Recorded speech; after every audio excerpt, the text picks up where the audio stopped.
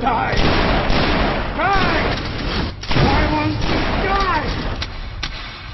Why won't you die? Beneath this mask, there is more than flesh. Beneath this mask, there is an idea, Mr. Creedy. And ideas are bulletproof. So, YouTube has now started removing videos critical of them, publicly using the same community guidelines in which they state, "We encourage free speech and defend everybody's right to express unpopular points of view," as a reason to silence criticism directed at them. Having long failed to get a response from YouTube over its inability to correct mistakes or offer protection from users being subjected to harassment by such mechanisms as bot voting by a small number, I decided a more direct approach was required. The Achilles heel of YouTube is without question their advertising unit. You must have noticed the progressive spread of ads over YouTube. Given that YouTube is driven by profits, and that they make their profits off of adverts, this is the one channel of communication they cannot afford to make convoluted or intentionally difficult to use. They have to read these emails. It is essential to their financial survival of their profits. I had suggested that people write to YouTube via this mechanism. I timed the release of the video to be about 6 p.m. Friday Pacific Standard Time, to coincide with the YouTube staff going home for the weekend. Less than 12 hours later, the video was removed for community guidelines violations. Bullshit. Let's take a look at those guidelines, shall we, YouTube? Well, it's not porn, it's not drug abuse, gratuitous violence, shocking or disgusting hardly, it's not copyright, otherwise that would have been a DMCA issue. Then we come to the interesting stuff. We encourage free speech and defend everybody's right to express unpopular points of view. We do not permit hate speech, speech which attacks or demeans a group based on their race, ethnic origin, religion, disability, gender, age, veteran status, or sexual orientation, gender identity. Yeah, this is what I mean about the guidelines being so vague that anything could be a violation. But anyway, it's not that. It's certainly not hate speech, and this is certainly a free speech issue. Things like predatory behavior, stalking, threats, harassment, intimidation, invading privacy, revealing others' personal information, and inciting others to commit violent acts or to violate the terms of use are taken very seriously. Anyone caught doing these things may be permanently banned from YouTube. Harassment? Nah, this was encouraging users to voice legitimate concern. Personal information? Well, I did include Susie Ryder's name. But then again, this was on the video on her advertised channel.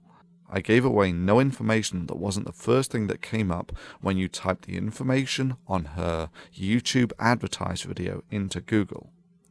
In any event, it's not personal information.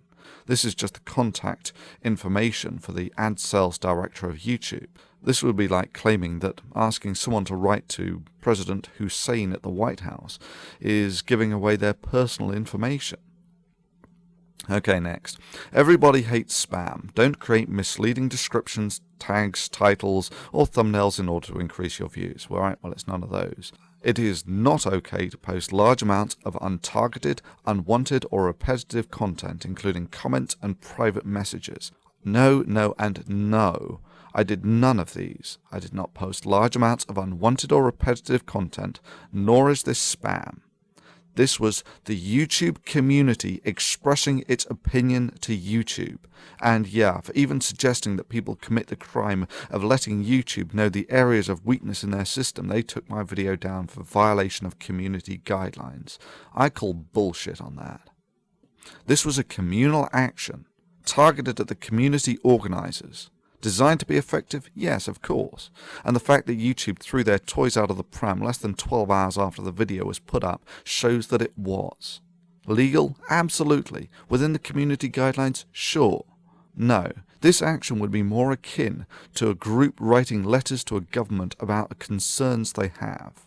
YouTube's response was the metaphorical equivalent of removing that person's freedom of speech for even suggesting the crime as vile as writing to the government about perceived weaknesses. The hypocrisy is further highlighted in that YouTube had no problems whatsoever when it was being used to organize protests against other organizations. However, when the protest was against YouTube itself and targeted the obvious Achilles heel of its advertising department, they threw a hissy fit. So much for all those pious words about we encourage free speech and defend everybody's right to express unpopular points of view. Sure, when I did this I knew it was a calculated risk. I just figured that YouTube regarded its corporate image more highly than to burst into tears and throw its toys out of the pram at the first sign of someone organizing a protest against them. Evidently I made a mistake. So what do we learn from this? Well, firstly, YouTube has shown us that they get real pissy when you write to its advertised channel. The one channel of communication, it needs to be clear and easy to use. Secondly, YouTube's guidelines regarding encouraging free speech and defending everybody's right to express unpopular points of view does not extend as far as videos critical of YouTube or suggesting protests against it. Let me just conclude this by listing the second weakness of YouTube, just to make it explicitly clear. If you are one of the relatively few who has a big channel, then YouTube has you by the balls. You put a lot of work into it and YouTube can shut you down at the flick of a switch. If you have a small channel, and there are millions of you who do, then you have YouTube by the balls. YouTube cannot afford the time to flip millions of switches.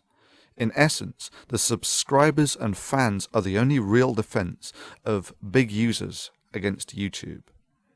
In this sense, I thank all those who mirrored the original video, a very good strategy.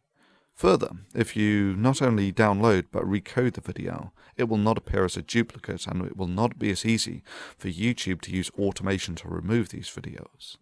Do I have anything to lose by being shut down by YouTube? Of course. If you just take the 30 or so why do people laugh at creationist videos and take into account the fact that they took about 2 working days on average to make, that's about average. So that's say 2 months work at an average US salary of, let's say, for instance, $40,000 a year. So that's $6,000 to $7,000 worth of work. Do I value the work of this channel? Yeah, sure. I just value free speech more.